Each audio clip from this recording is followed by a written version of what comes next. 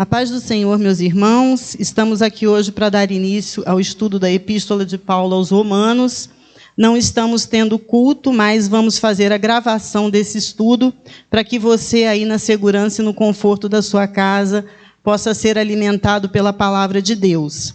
A Epístola de Paulo aos Romanos é uma de suas epístolas mais importantes, talvez um dos textos bíblicos mais importantes, sobre o qual vários estudiosos da Bíblia se debruçaram desde a época dos pais da igreja até os nossos dias. Muitos comentaristas bíblicos estudaram essa epístola, foram desafiados por essa epístola e produziram extensos comentários sobre ela. Nosso propósito aqui não é fazer um estudo tão aprofundado, mas é trazer para os irmãos uma abordagem ampla, uma abordagem macro de como nós devemos ler e entender esse texto tão precioso das Sagradas Escrituras. Falando ainda um pouco mais sobre a importância da Epístola de Paulo aos Romanos, só a título de curiosidade, essa é a epístola mais extensa do apóstolo Paulo. Em média, as epístolas de Paulo têm cerca de 1.300 palavras. Essa epístola, a Epístola aos Romanos, tem cerca de 7.100 palavras. É também a epístola mais sistemática que Paulo escreveu, aquela em que ele trata de forma mais profunda alguns temas centrais que ele já havia tratado em outras epístolas, como, por exemplo, a epístola aos Gálatas. Em Gálatas ele fala de questões como lei, obras da lei, salvação pela fé, Israel e a igreja. Mas na Epístola aos Romanos, todos esses temas são muito mais aprofundados, muito mais sistematizados. Essa epístola também teve um impacto muito grande na vida de algumas pessoas que foram chave para a Igreja do Senhor Jesus Cristo ao longo do tempo. Homens como Agostinho, como Martinho Lutero e John Wesley se converteram lendo a Epístola de Paulo aos Romanos. Apenas para mencionar alguns deles aqui. Bem, queridos, sobre a autoria da epístola, não existe hoje em dia grande disputa sobre isso. No passado houve alguns questionamentos, mas hoje em dia é unânime de que a Epístola aos Romanos é de autoria do apóstolo Paulo. Essa autoria é muito bem atestada, tem evidências externas e a própria evidência externa, porque como nós lemos aqui, no capítulo 1 de Romanos, no primeiro versículo, Paulo se identifica como o autor dessa epístola. Ele diz: Paulo, servo de Jesus Cristo, chamado para ser apóstolo, separado por Deus. Então, essa epístola foi escrita pelo apóstolo Paulo. O estilo da epístola, o vocabulário que ele usa, a sua teologia estão em consonância com os ensinamentos de outras epístolas, como, por exemplo, a epístola aos Gálatas e 1ª e 2ª Coríntios. Sobre a igreja de Roma, nós precisamos falar um pouco sobre essa igreja a qual Paulo está endereçando essa carta. A fundação, nós não sabemos com certeza quem fundou a igreja de Roma. A principal hipótese é que ela tenha sido fundada por judeus da dispersão convertidos no dia de Pentecostes. Se nós lermos em Atos 2:10, nós vamos ver que havia ali judeus romanos em Jerusalém no dia de Pentecostes. Judeus que moravam em Roma e que estavam ali naquela ocasião, e também prosélitos romanos convertidos ao judaísmo. Então havia ali essas pessoas que provavelmente foram convertidas pelo discurso do apóstolo Pedro naquela ocasião. Nós sabemos que o livro de Atos relata que Pedro pregou o evangelho naquele dia e 3.000 pessoas se converteram. Certamente, entre essas 3.000 pessoas estavam romanos, judeus que moravam em Roma e também prosélitos, como eu disse, romanos convertidos ao judaísmo, que estavam ali para a festa de Pentecostes e ouviram a mensagem do evangelho e se converteram. Essas pessoas provavelmente voltaram para Roma e ali iniciaram uma igreja. O certo é que essa igreja não foi fundada por um apóstolo. Há um dado interessante também sobre a existência de uma comunidade cristã em Roma, porque uma obra escrita por um escritor romano, chamada Vida de Cláudio, sobre a vida do imperador romano Cláudio, relata que no ano 49 depois de Cristo, Cláudio expulsou os judeus de Roma. Eles tiveram que ir embora de Roma por causa de um certo Cresto. Provavelmente, dizem os estudiosos, a referência aqui é a Cristo. Mas como esse autor talvez não tivesse conhecimento, não estivesse muito familiarizado com o Senhor Jesus Cristo, ele então escreveu Cresto, mas provavelmente aqui é uma referência a Cristo. E nós podemos conferir isso no livro de Atos, capítulo 18, versículo 2, quando ali está escrito que Paulo foi ao encontro de Áquila e Priscila, que eram judeus romanos que tinham vindo de Roma, porque Cláudio havia mandado que todos os judeus saíssem de Roma naquela ocasião. Então, são dados interessantes sobre a igreja de Roma e, repito, o que nós sabemos com certeza é que ela não foi fundada por nenhum dos apóstolos. Sobre a composição da igreja, qual era a composição da igreja de Roma na época do apóstolo Paulo? A igreja era formada, sem dúvida nenhuma, por cristãos gentios, por romanos. Isso nós podemos constatar em algumas referências que o apóstolo Paulo faz aos gentios, como em Romanos 1,13, depois no capítulo 11, versículo 13 também, no capítulo 15 também há algumas referências. E era uma igreja também formada por cristãos judeus. Por isso que o apóstolo Paulo vai falar também sobre vários assuntos relacionados a Israel, vários assuntos relacionados aos judeus, como, por exemplo, a incredulidade de Israel, nos capítulos de 9 a 11. Então, essa era a composição da igreja, uma igreja mista, formada por crentes judeus e por crentes gentios. Isso era muito comum no primeiro século da igreja cristã, porque o apóstolo Paulo ia às sinagogas, pregava o evangelho, judeus se convertiam ao cristianismo e depois gentios eventualmente se uniam também, se convertiam e vinham a fazer parte da igreja do Senhor. Então essa era uma composição muito comum da igreja no primeiro século. Sobre a carta aos Romanos, a ocasião e a data da composição dessa carta. Paulo tinha acabado o seu trabalho ali na região do Mar Egeu, na região do Mediterrâneo. E ele estava agora pronto para ir para Jerusalém. Ele tinha feito a coleta para cristãos da Judéia e ele estava preparado para voltar a Jerusalém levando essa oferta. Provavelmente essa carta foi escrita quando Paulo, no final da sua terceira viagem missionária, sai de Éfeso, vai para a Macedônia, depois ele vai para a Grécia, onde ele passa 3 meses. Provavelmente é onde essa carta foi escrita. A data mais aceita é entre o ano 57 e o ano 59 depois de Cristo.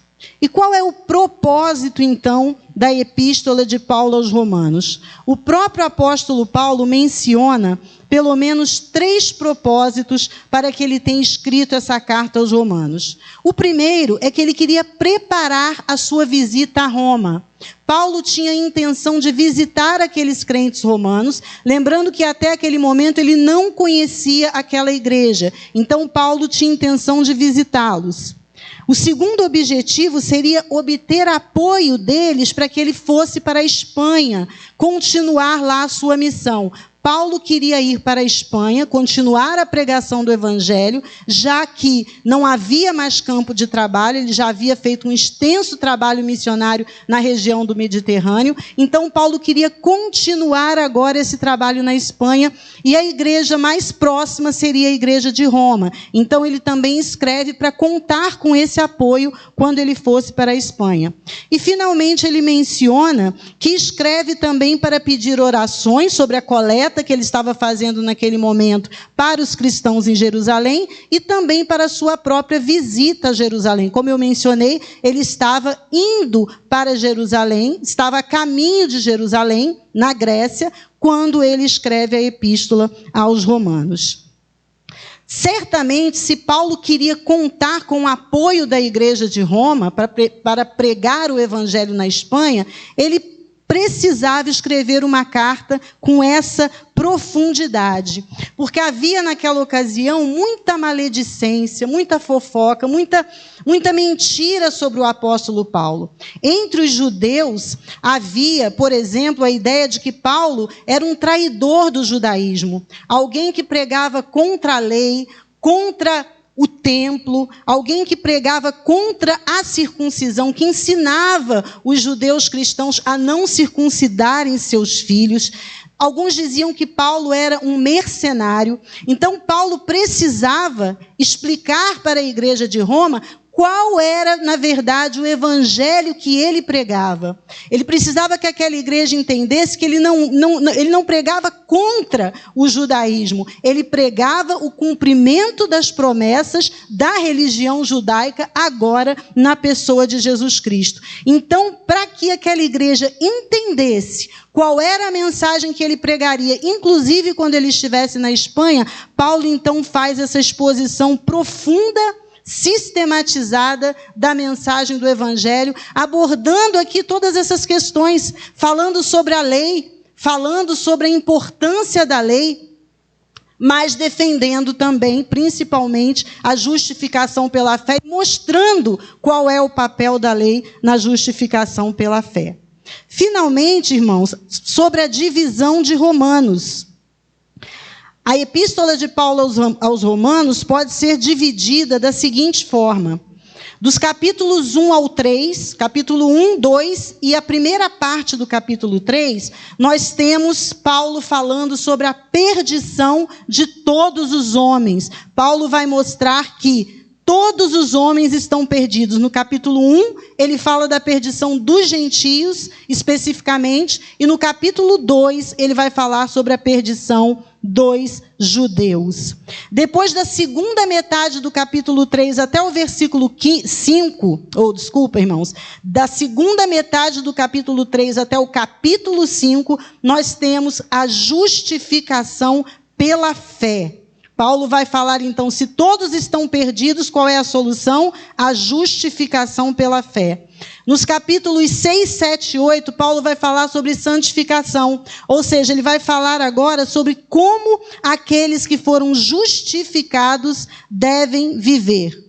Nos capítulos 9, 10 e 11, ele vai falar sobre questões relacionadas a Israel. Deus abandonou Israel? Ele teria se esquecido das promessas que fez a Abraão? Qual é o papel da lei? Para que serve a circuncisão? Ainda há esperança para Israel no plano de salvação? Então, esses temas são tratados nesses 3 capítulos, 9, 10 e 11. Nos capítulos de 12 a 15, Paulo vai tratar de temas práticos, porque sabendo que ali na igreja de Roma havia um convívio entre judeus e gentios, ele sabia que questões práticas precisavam ser tratadas. Então ele vai falar sobre dons espirituais, sobre a união da igreja, sobre o relacionamento entre judeus e gentios, comida sacrificada, os fracos e os fortes e outros temas também relacionados a estes. E, finalmente, o capítulo 16 é a saudação. Paulo faz uma saudação nominal a vários crentes da igreja em Roma, muitos deles, inclusive, judeus, e finaliza a carta com a sua doxologia. Muito bem, irmãos. Então, vamos agora entrar nesse capítulo 1.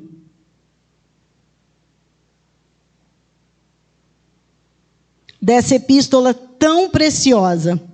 Já vimos, então, a autoria, os destinatários, a ocasião e a divisão da epístola de Paulo aos Romanos. E agora nós vamos tratar do capítulo 1. Esse capítulo, ele pode ser dividido em 4 partes. A primeira parte é o prefácio e a saudação, que vão do versículo 1 ao versículo 7. A segunda parte são os planos de Paulo para ir a Roma, do versículo 8 ao versículo 15. A terceira parte é o tema da carta, os versículos 16 ao 17, que são talvez os versículos mais conhecidos da epístola de Paulo aos Romanos. E, finalmente, do versículo 18 ao versículo 32, Paulo fala sobre a perdição dos gentios. Então, vamos ver agora, passo a passo aqui, com detalhes, cada uma dessas divisões. Começando aqui, então, vamos ler Romanos, capítulo 1, dos versículos 1 até o 7, que diz assim: Paulo, servo de Jesus Cristo, chamado para ser apóstolo, separado para o evangelho de Deus, o qual foi prometido por ele de antemão por meio dos seus profetas nas Escrituras Sagradas, acerca de seu filho, que como homem era descendente de Davi, e que mediante o Espírito de santidade foi declarado Filho de Deus com poder pela sua ressurreição dentre os mortos, Jesus Cristo, nosso Senhor. Por meio dele e por causa do seu nome, recebemos graça e apostolado para chamar dentre todas as nações um povo para a obediência que vem pela fé. E vocês também estão entre os chamados para pertencerem a Jesus Cristo. A todos os que estão em Roma, são amados de Deus e chamados para serem santos, a vocês graça e paz da parte de Deus nosso Pai e do Senhor Jesus Cristo. Nós temos aqui, irmãos, Paulo iniciando essa carta da maneira convencional, protocolar, como se iniciavam as cartas no mundo greco-romano. Ele começa com a identificação do autor, com a identificação dos destinatários, uma breve saudação e uma pequena antecipação do assunto que ele pretendia tratar nessa carta. Então vejam aqui que no versículo 1 ele diz: Paulo, servo de Jesus Cristo. Ou de Cristo Jesus. Essa palavra servo, no original grego, é doulos, que significa escravo. Paulo aqui está dizendo, Paulo, escravo de Jesus Cristo.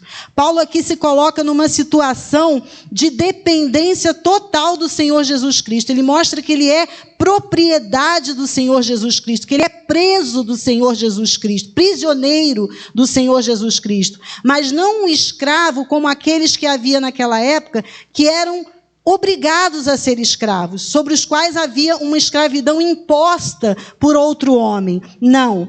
Paulo aqui se declara escravo de Jesus Cristo, como aquele escravo de Êxodo, capítulo 21, versículo 5, quando havia aquele momento em que o escravo era libertado, no 7º ano em que ele havia sido adquirido, ele então tinha direito de ser libertado, mas se ele quisesse ficar voluntariamente com o seu Senhor, se ele declarasse, eu amo o meu Senhor e quero servi-lo, ele continuaria ali naquela situação. E é isso que o apóstolo Paulo está dizendo aqui. Ele é escravo de Jesus Cristo, mas um escravo voluntário, por amor ao Senhor Jesus Cristo. E ele segue dizendo, chamado para ser apóstolo. Paulo foi chamado para um ofício, para um ministério específico, o de apóstolo do Senhor Jesus Cristo. O apóstolo era aquele que era chamado para ser enviado como representante de alguém e com autoridade daquele que o enviou.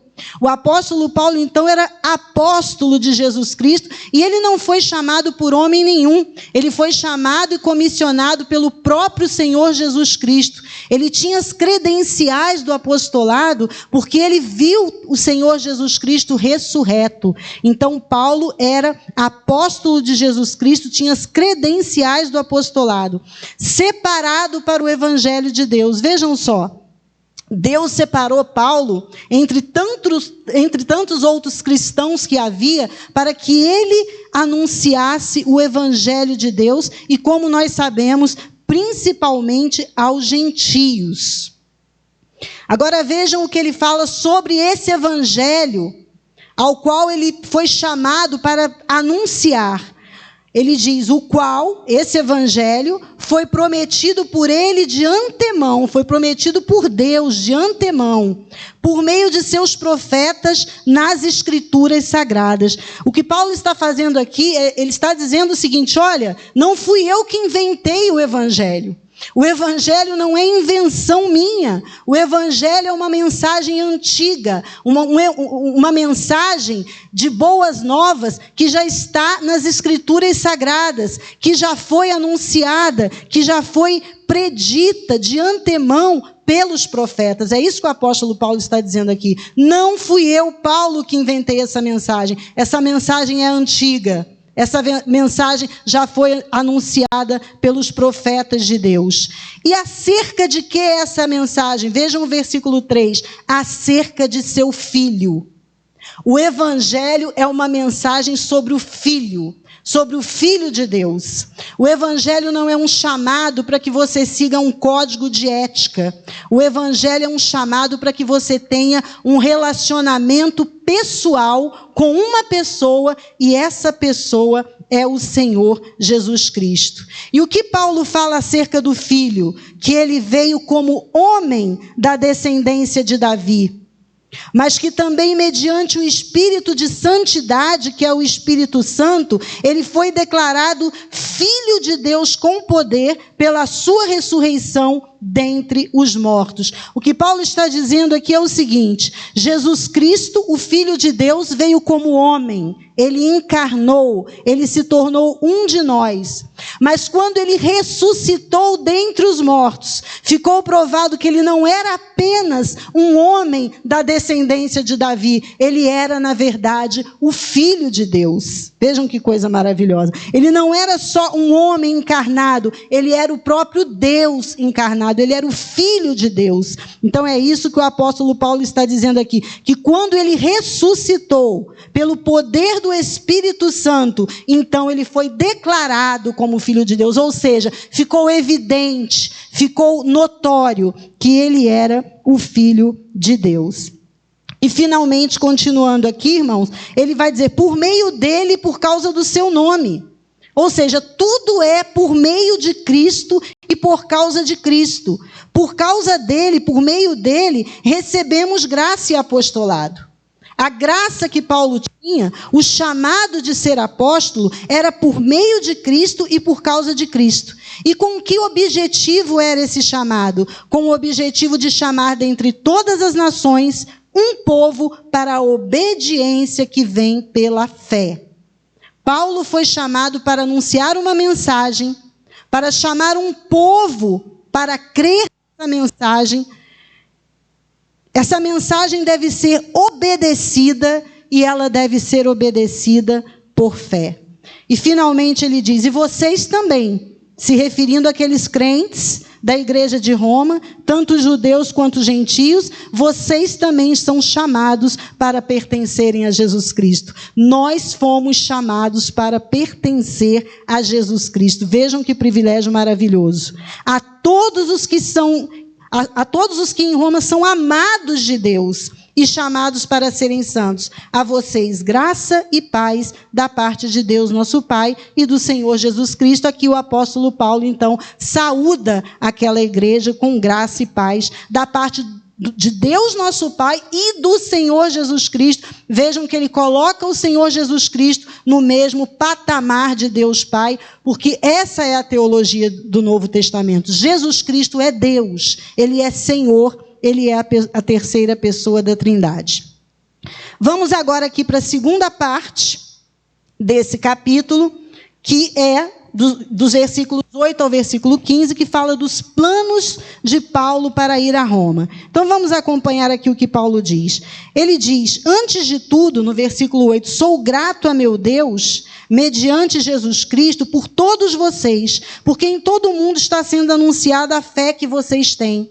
Paulo, como eu já disse, não conhecia de Roma, nunca tinha ido até lá, mas a fé daquela igreja, a forma como aquela igreja servia ao Senhor Jesus, já tinha se tornado notória, e Paulo tinha tido conhecimento disso, e por isso ele louvava o Senhor. Mas mais do que isso, ele também orava por eles. Paulo orava pelos crentes que estavam em Roma. Ele diz, o Deus a quem sirvo, ele invoca o testemunho de Deus. O Deus a quem sirvo de todo o coração, pregando o evangelho de seu Filho, é minha testemunha de como sempre me lembro de vocês. Então ele invoca o testemunho de Deus, mostrando que ele orava por aqueles crentes estavam nas suas intercessões.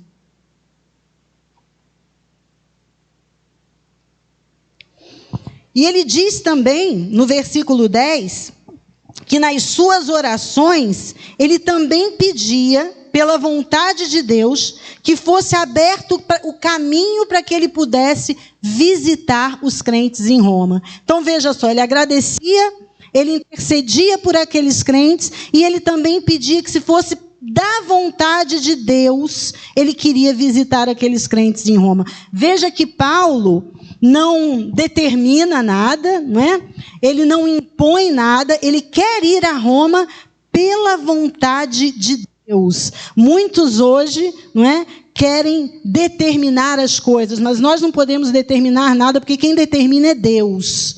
Quem determina qualquer coisa na nossa vida é Deus. Nós temos que nos submeter à vontade de Deus. Vejam que aqui nós temos o apóstolo Paulo se submetendo, como sempre, à vontade de Deus, dizendo, eu oro para que, pela vontade de Deus, seja-me aberto o caminho. Então ele se submetia à vontade do Senhor, embora fosse desejo do seu coração conhecer aquela igreja, ele se submetia à vontade do Senhor. Hoje tem crente dizendo que é sinal de fraqueza dizer, seja feita a tua vontade. Não é sinal de fraqueza, é sinal de fé, confiar que Deus tem o melhor para nós.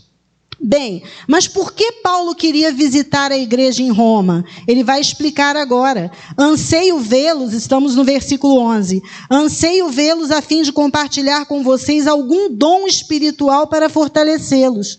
Paulo era um homem que tinha muitos dons espirituais. Ele tinha dom de profeta, ele curava, com certeza tinha palavra de sabedoria. Então ele queria estar com aqueles irmãos em Roma para abençoá-los com esses dons que Deus tinha dado a ele, e para que aqueles crentes fossem fortalecidos na sua fé. Mas não só isso, ele diz também no versículo 12, para que eu e você sejamos mutuamente encorajados pela fé. Ou seja, Paulo não queria só dar, ele queria também receber. Ele queria também ser fortalecido por meio ali da fé dos romanos, compartilhando aquele momento ali com os romanos. Isso mostra que ninguém é tão poderoso, né, tão crente, ninguém tem tanta coisa que não precise receber. Todos nós precisamos receber, todos nós precisamos nos encorajar mutuamente. Paulo diz que queria ir a Roma, compartilhar com eles os dons que tinha, mas também ser encorajado e abençoado por eles. E aí agora ele vai explicar, ele vai dizer por que não tinha ido ainda em Roma. Quero que vocês saibam, irmãos, que muitas vezes planejei visitá-los.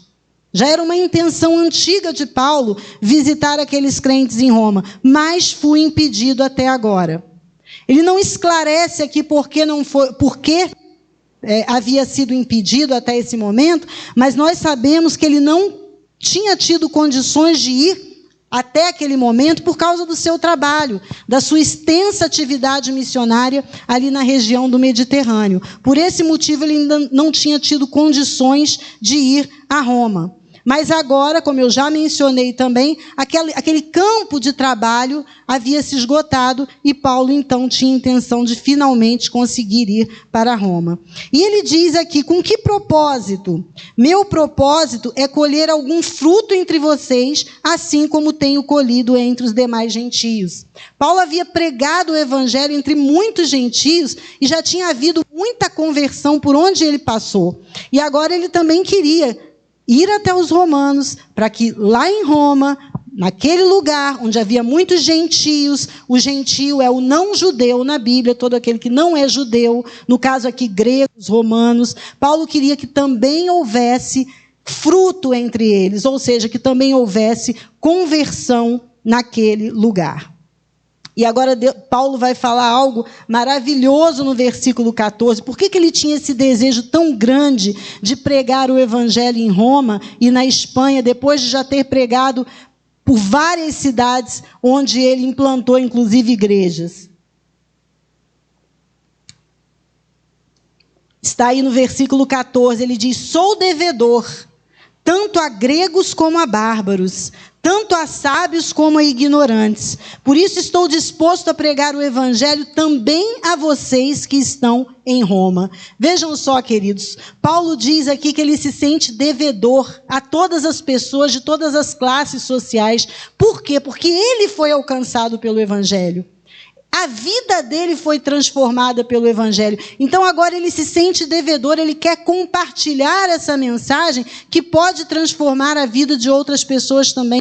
Esse deve ser o sentimento de todo verdadeiro cristão. Todo verdadeiro cristão se sente devedor de anunciar a mensagem do evangelho. Se sente devedor a outras pessoas de compartilhar com elas as boas novas do evangelho. Vejam que na própria epístola aos Romanos, no capítulo 13, versículo 8, Paulo diz o seguinte: a ninguém devais coisa alguma a não ser o amor. A melhor maneira de demonstrar amor por alguém é pregando o evangelho para essa pessoa, para que ela seja alcançada também pelas boas novas. Então Paulo diz que se sente devedor e por isso ele está disposto a pregar em Roma, a pregar na Espanha e onde quer que as portas se abram. E agora no versículo 16 ele vai explicar mais ainda por que ele quer pregar esse evangelho, né? E aqui nós temos a terceira parte desse capítulo, que vai falar do tema principal da epístola aos Romanos, que é, sem dúvida nenhuma, a justificação pela fé. Vejam o que diz aí: não me envergonho do evangelho, porque é o poder de Deus para a salvação de todo aquele que crê, primeiramente do judeu, depois do grego. Porque no evangelho é revelada a justiça de Deus, uma justiça que do princípio ao fim é pela fé, como está escrito: o justo viverá pela fé. Paulo diz: não me envergonho do evangelho. Será que havia algum motivo para que ele se envergonhasse? Talvez alguém pudesse dizer para ele: Paulo, mas você era um fariseu, perseguidor dos cristãos, e agora você está aí pregando o evangelho, Paulo, você é um vira-casaca. Talvez alguém pudesse dizer isso para ele, mas ele diz claramente: não me envergonho, porque essa mensagem é a mensagem do poder de Deus para salvar o homem que está perdido. E vejam essa palavra aqui: poder. Paulo estava escrevendo a igreja de Roma, uma igreja que estava no centro do Império Romano. Ali estava o imperador, uma figura imponente, um dos homens mais poderosos da terra naquele momento. Roma amava o poder, adorava o poder, valorizava a autoridade, mas Paulo aqui está falando de um outro poder, do poder do evangelho. O evangelho fala de um Salvador crucificado, de um carpinteiro pregado na cruz, vindo de um dos povos mais desprezados daquela época, que eram os judeus. Mas Paulo diz que esse evangelho é o poder de Deus para a salvação de todo aquele que crê. Nenhum poder deste mundo pode suplantar o poder do evangelho. O evangelho tem o poder de fazer pelo homem o que nenhum outro poder ou autoridade nesse mundo pode fazer, que é libertar o homem do poder do pecado, da escravidão do pecado, por meio do sacrifício de Jesus Cristo. Então ele fala: eu não me envergonho do evangelho, porque é o poder de Deus para a salvação de todo aquele que quer, primeiro do judeu, porque o judeu tinha revelação escrita da lei, e depois do grego. No versículo 17, ele continua explicando: no evangelho é revelada a justiça de Deus. Ou seja, é pelo evangelho que Deus pode justificar o homem pecador e, ao mesmo tempo, continuar sendo justo. E essa justiça é do princípio ao fim pela fé. Ou seja, Deus não tem uma maneira de salvar gentio e outra de salvar judeu. A única maneira de Deus, o método de Deus para salvar qualquer um desses povos é pela fé. E Paulo então cita o profeta Abacuque no capítulo 2, versículo 4, que diz: o justo viverá pela fé. Ou seja, aquele que é justificado por Deus, é justificado pela fé e vai viver por essa mesma fé. Queridos, esses versículos são importantíssimos, como eu disse, eles são o cerne do tema da epístola de Paulo aos Romanos. O poder do evangelho para justificar o homem perdido, para salvar o pecador. Agora nós temos aí a quarta divisão desse capítulo, dos versículos 18 ao 32, quando Paulo vai falar então da perdição dos gentios. E aqui nós temos a seguinte divisão.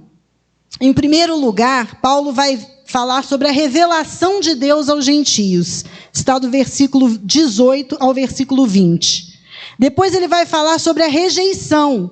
Deus se revelou aos gentios, mas eles rejeitaram essa revelação. Está lá dos versículos 21 ao 23. Depois Paulo vai falar da retribuição de Deus diante da rejeição dos gentios. Está lá dos versículos 24 ao 31. E, finalmente, o último versículo, versículo 32, fala da rebelião final do homem contra Deus, mesmo diante da sua revelação. Então, vamos ver? Versículo 18, diz aí o apóstolo Paulo: portanto, a ira de Deus é revelada dos céus contra toda impiedade e injustiça dos homens que suprimem a verdade pela injustiça. Vejam o paralelo. No versículo 17, Paulo fala que Deus revela sua justiça no evangelho. E agora no versículo 18, ele fala de uma outra revelação. Ele diz que Deus revela a sua ira contra toda impiedade e injustiça dos homens. Ou seja, são duas revelações. Uma revelação no evangelho e uma revelação na natureza, que é a revelação da ira de Deus. E contra que Deus está irado? Ele está irado contra a impiedade e injustiça dos homens que suprimem a verdade de Deus pela injustiça. O que significa isso? Os homens sufocam a verdade de Deus. Eles recebem a revelação de Deus, mas eles sufocam essa revelação. Eles sufocam essa verdade. Por isso que a gente diz que ninguém nasce ateu. As pessoas se tornam ateus depois, com a sua vida adulta, né? A Bíblia diz o tolo no seu coração, não há Deus. Por quê? Porque essas pessoas sufocam, suprimem a revelação de Deus, e tornando a verdade de Deus em injustiça. Suprimindo, melhor dizendo, a verdade de Deus pela injustiça. Agora vamos ver no versículo 19. Por que Paulo afirma isso? Pois o que de Deus se pode conhecer é manifesto entre eles, porque Deus lhes manifestou. Então vejam bem, existe uma revelação de Deus na natureza, na criação. Qualquer pessoa pode olhar à sua volta e ver as marcas do Criador. Mas o homem sufoca essa verdade. Vejam o versículo 20.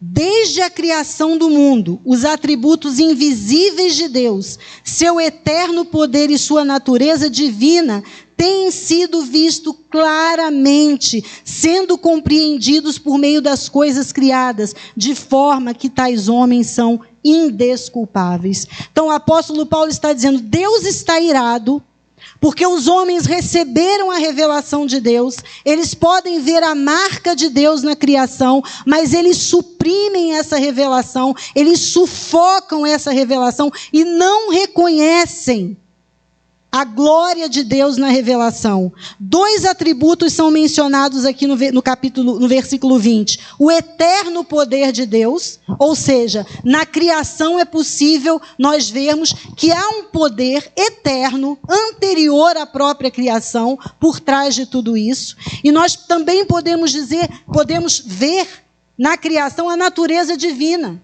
Ou seja, que há um ser divino, distinto da sua criação, por trás de tudo que nós vemos. A marca do Criador está na criação. Qualquer pessoa pode ver isso, a não ser que ela sufoque esse conhecimento, a não ser que ela mude essa verdade de Deus em injustiça, porque qualquer um pode ver. Basta ver como uma criança, um feto é formado no ventre de uma mulher. Qualquer um pode ver a marca do Criador na criação. Por isso o apóstolo Paulo diz: tais homens são indesculpáveis. Porque eles têm uma revelação geral de Deus. Essa revelação nós chamamos de revelação geral, de revelação natural. Essa revelação não salva.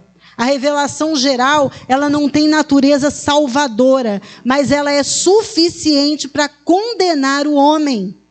Porque por essa revelação, o homem deveria, como está aí no versículo 21, só por essa revelação ele deveria glorificar a Deus.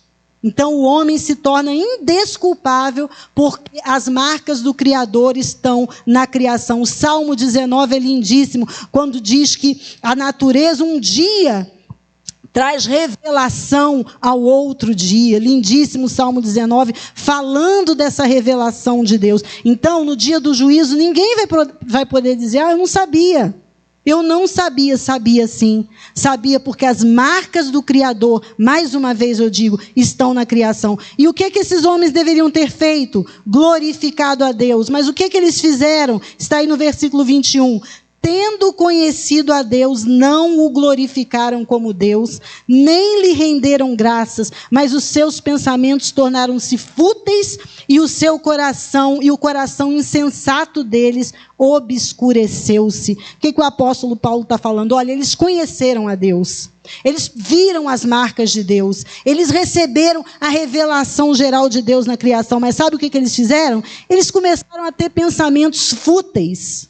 Eles começaram a tentar imaginar de onde que o mundo veio, qual é o início da existência, e aceitaram teorias fúteis. E está aí o darwinismo para provar que o apóstolo Paulo estava correto. Eles encheram o coração deles desse conhecimento fútil, a tal ponto que o coração deles ficou obscurecido, na escuridão.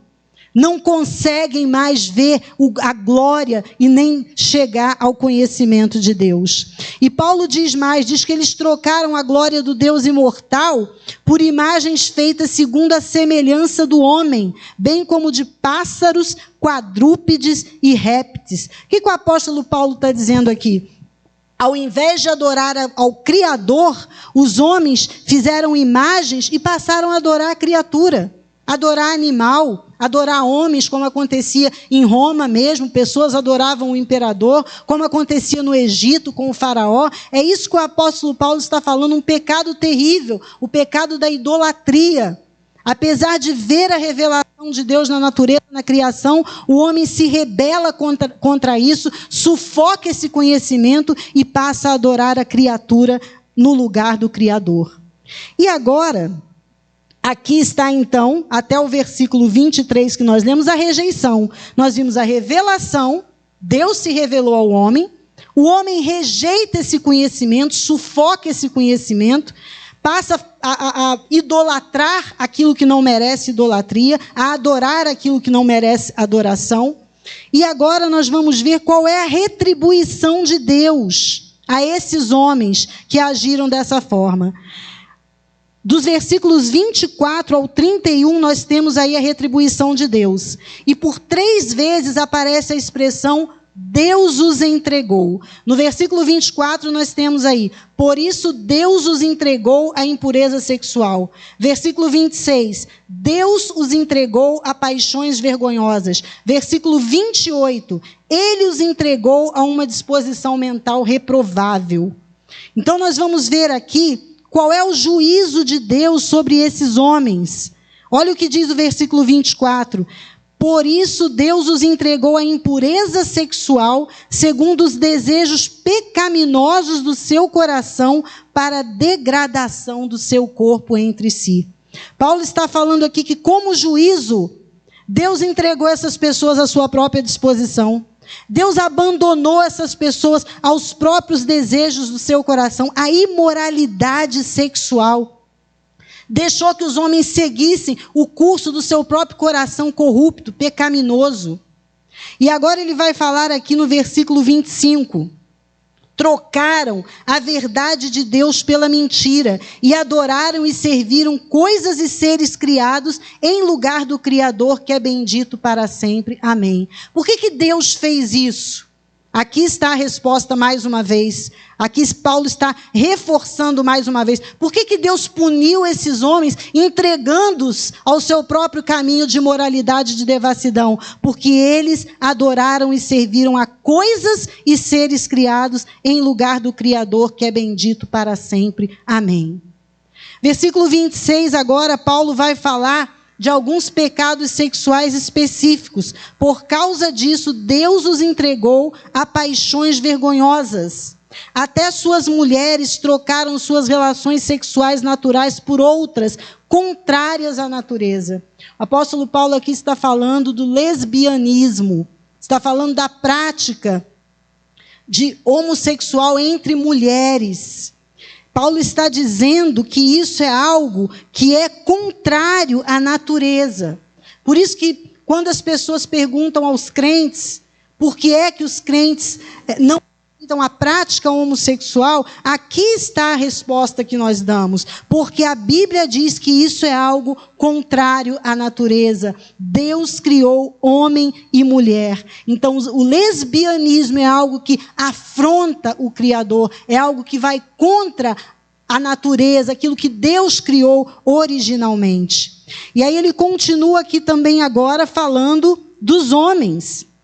Da mesma forma, no versículo 27, os homens também abandonaram as relações com as mulheres e se inflamaram de paixão uns pelos outros. Começaram a cometer atos indecentes, homens com homens, e receberam em si mesmos o castigo merecido pela sua perversão. Então, Paulo fala aqui de dois pecados específicos: a relação homossexual entre mulheres e também a relação homossexual entre homens. Homens que se inflamaram também uns com os outros. Era muito comum na época de Paulo, na época do Império Romano, o homossexualismo era muito comum. Vários imperadores romanos, inclusive, eram homossexuais. Mas Paulo está dizendo aqui que essa prática é uma prática afrontosa contra Deus. E Deus entregou as pessoas, por causa da sua rejeição à revelação divina, a esse caminho de imoralidade, a esse caminho de devassidão. E continuando aqui, no versículo 28, mais uma vez nós vamos encontrar a expressão Deus os entregou, quando o apóstolo Paulo diz: além do mais, visto que desprezaram o conhecimento de Deus, ele os entregou a uma disposição mental reprovável. Então veja só, não é só a prática imoral, não é só a imoralidade sexual. Deus também entregou essas pessoas a uma prática mental reprovável. Então a gente precisa entender que não é só o pecado do homossexualismo, não é só isso que é pecado, não é? Olha só a lista que o apóstolo Paulo vai fazer agora de pecados que vêm dessa mente reprovável. Vejam só: tornaram-se cheios de toda sorte de injustiça, maldade, ganância, depravação, estão cheios de inveja, homicídio, rivalidades, engano e malícia, são bisbilhoteiros, caluniadores, inimigos de Deus, insolentes, arrogantes e presunçosos, inventam maneiras de praticar o mal, desobedecem seus pais, são insensatos, desleais, sem amor pela família, implacáveis. Uma lista de pecados que vem de um coração corrupto, de um coração que rejeita a revelação de Deus. É muito importante, irmãos, nós entendermos que Deus não criou esses desejos. Esses desejos são fruto do coração corrompido do homem. Deus apenas parou de restringir, ele retirou a sua graça. Então o que acontece é que o castigo para o pecado é mais pecado ainda, porque isso acumula dívida para o dia do juízo. Em Apocalipse 22:11 nós lemos que o imundo continue na prática da imundícia e que o santo se santifique mais ainda. Então quando nós vemos uma sociedade totalmente degenerada, onde práticas que afrontam ao Senhor são aceitas e são muitas vezes aplaudidas. As pessoas querem tornar essas práticas como algo comum, como algo normal. Nós vemos que o juízo de Deus está sobre essa sociedade, porque é como o apóstolo Paulo disse aqui, Deus entregou essas pessoas a essa disposição, ou seja, a disposição dos seus próprios corações, para que elas acumulem pecado, e esse pecado será coberto, será manifesto e punido no dia do juízo final, que nós vamos falar sobre isso no capítulo 2. Finalmente, queridos, o versículo 32, nós temos aí então a rebelião final do homem. Embora conheçam o justo decreto de Deus, de que as pessoas que praticam tais coisas merecem a morte, e morte aqui é morte espiritual, não é só morte física, é a morte espiritual, o afastamento eterno de Deus. Não somente continuam a praticá-las, mas também aprovam aqueles que a praticam. Em resumo, o homem, Deus revelou-se ao homem na natureza, na criação. O homem rejeita esse conhecimento, sufoca esse conhecimento. Deus então entrega ao homem a sua própria disposição como uma forma de juízo, e o homem ainda assim, sabendo que o decreto de Deus é justo, ele permanece na prática do pecado. É essa a condição do homem sem Deus. É essa a condição do judeu e do gentio sem Deus. E é por isso que o apóstolo Paulo tem esse desejo de ir pregar o evangelho, porque ele sabe que a única coisa que pode mudar essa situação caótica do homem de rebelião contra Deus são as boas novas do evangelho de Jesus Cristo. Por isso ele quer ir a Roma, por isso ele quer seguir para a Espanha, e é por isso que nós, como crentes no Senhor Jesus Cristo, devemos também pregar o evangelho, irmãos, porque não há outro poder no mundo capaz de livrar o homem do seu pecado, de livrar o homem da sua condenação, de trazer justificação sobre o homem. Só o evangelho tem esse poder, e é essa mensagem que nós anunciamos. No próximo estudo, nós vamos falar então sobre o capítulo 2, quando Paulo vai falar a judeus e gentios, e também falar sobre o juízo vindouro de Deus. Amém? Deus abençoe os irmãos.